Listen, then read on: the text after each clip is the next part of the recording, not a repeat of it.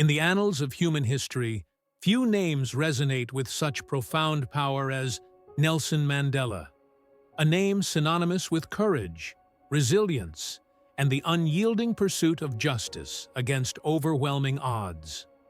For nearly 3 decades, he was a prisoner, an icon of defiance against one of the most brutal systems of oppression the modern world has ever known. Yet, he emerged not with bitterness, but with an unwavering commitment to peace and reconciliation. This is the extraordinary story of a man who spent more than half his life fighting for the freedom of others. It's a journey from a remote village to the highest office in the land. This is the long walk to freedom. Our story begins in the tranquil hills of the Eastern Cape, a region then known as Transkei. On July 18, 1918, Rolihlahla Mandela was born into the Madiba clan of the Thembu people. His given name meant troublemaker, a prophetic title. He was given the English name Nelson by a missionary teacher. Nelson's early life in the village of Kunu was steeped in Xhosa traditions.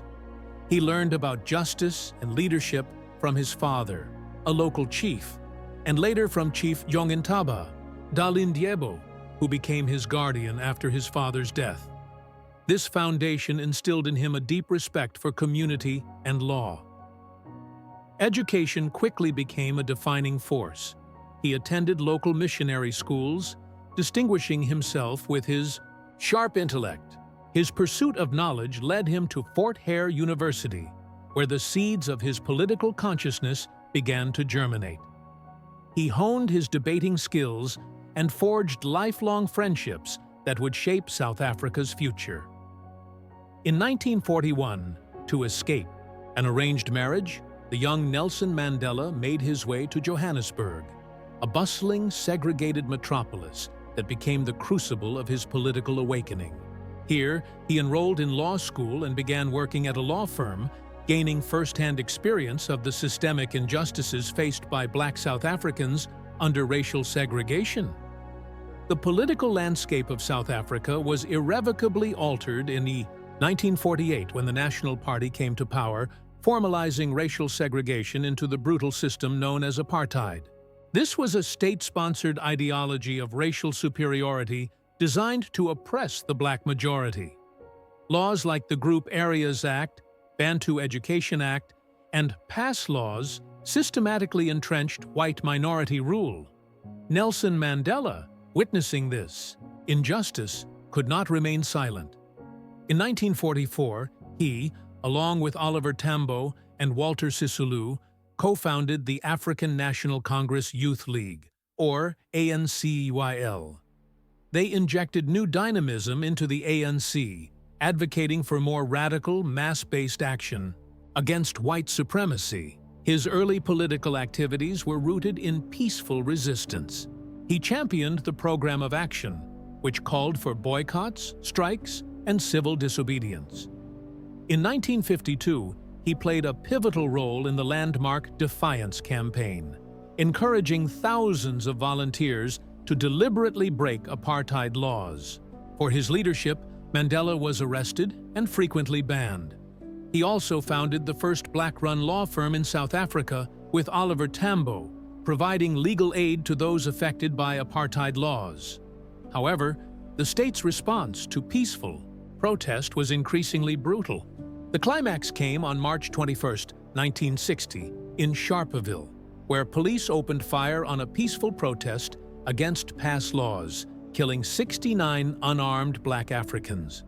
This massacre was a searing turning point.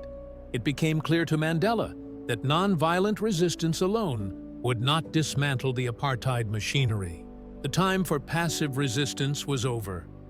In the wake of Sharpeville, and with the African National Congress banned, Nelson Mandela helped to co-found Umkhonto we Sizwe, or Spear of the Nation, often abbreviated as MK, the armed wing of the OT, ANC.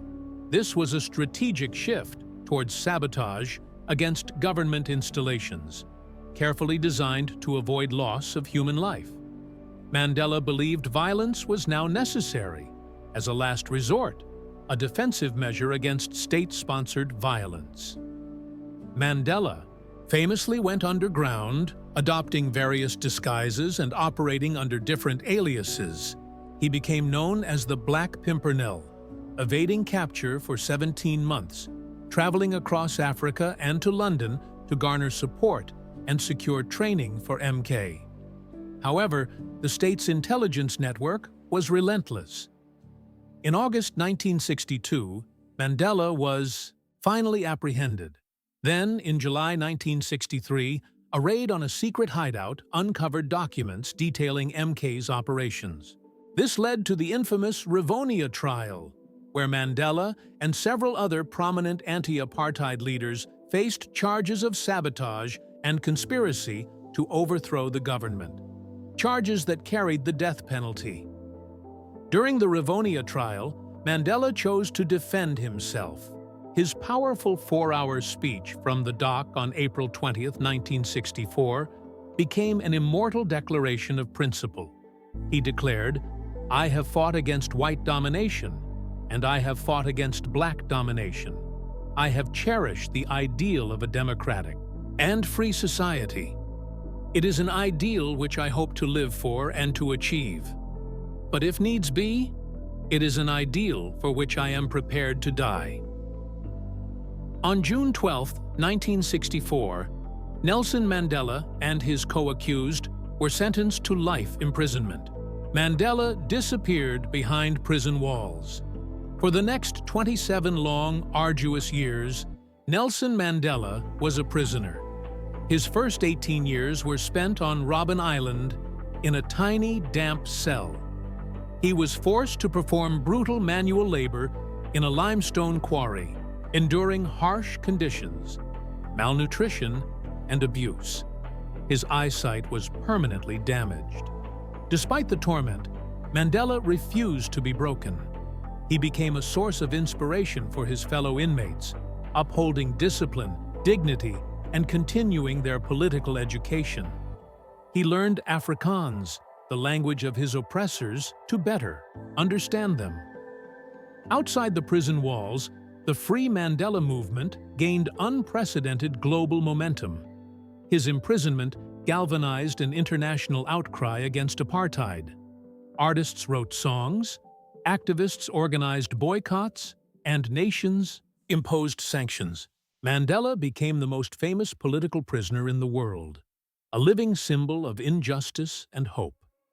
As the years stretched into decades, the pressure on the apartheid government became unbearable, facing international isolation and internal resistance. The regime began to realize they couldn't crush the spirit of the nation. In the late 1980s, Mandela was transferred to Pollsmoor Prison, then to Victor Verster Prison. Here, he began secret negotiations with the government, charting a path towards a peaceful transition. Then, on February 11, 1990, the entire world held its breath. Nelson Mandela walked out of Victor Verster Prison, hand in hand with Winnie Mandela. The images broadcast globally were electrifying, signaling the definitive beginning of the end of apartheid. His first public speech in decades resonated with forgiveness, yet a firm commitment to dismantle apartheid. The path to a democratic South Africa was challenging, marked by intense political violence. Yet, Mandela, alongside then-President F.W. de Klerk, steadfastly led the country through complex negotiations, including the crucial Convention for a Democratic South Africa, or CODESA. Their joint efforts earned them the Nobel Peace Prize in 1993. Finally, on April 27, 1994, South Africa held its first truly democratic elections, where all citizens could vote. The queues were miles long, a joyous testament to a nation embracing its newfound freedom. Nelson Mandela was elected the first black president of South Africa. His inauguration was a global celebration of triumph over oppression. From prisoner to president, Mandela embodied reconciliation. He famously wore the jersey of the Springboks, South Africa's national rugby team, long a symbol of apartheid-era white supremacy, to the 1995 Rugby World Cup final, unifying a divided nation through the power of sport. As president, Nelson Mandela's primary focus was on forging a new, unified nation, healing the wounds of apartheid, and establishing a truly democratic society. He championed the groundbreaking Truth and Reconciliation Commission, aimed at uncovering the truth of apartheid-era crimes to foster healing instead of vengeance.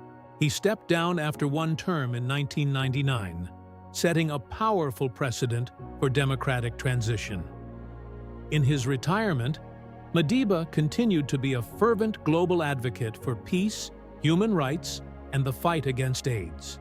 He became the world's most revered elder statesman, a moral compass whose wisdom was sought globally.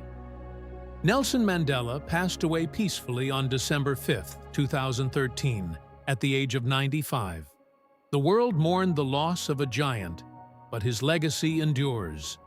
He taught us that forgiveness is possible, that reconciliation is powerful, and that even in the face of the darkest oppression, the human spirit can triumph. His life reminds us that true freedom is not just the absence of chains, but the presence of justice, equality, and compassion for all. Nelson Mandela's long walk to freedom ultimately led humanity towards a brighter path. Nelson Mandela's journey, from political prisoner to global icon, is a powerful testament to the enduring human spirit and the transformative power of reconciliation. What lessons do you take from his incredible life? Share your thoughts and reflections in the comments below. If you found this video inspiring and informative, please take a moment to like, share it with others, and subscribe to our channel for more stories of extraordinary lives that have shaped our world. Thank you for watching.